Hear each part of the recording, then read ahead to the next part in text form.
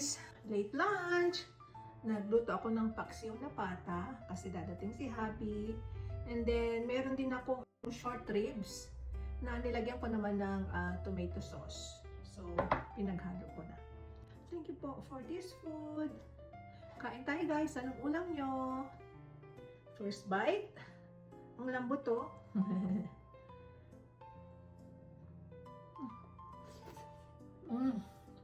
Sarap. Kakamay ako ha. Kasi masarap magkamay. Dilim na naman sa labas. Saba. May ano din, chicken liver. Gutom na ako eh. Hindi pa dumadating ang husband ko. Wala na akong kumain. Okay, thank you guys for watching and enjoy the weekend. Bye!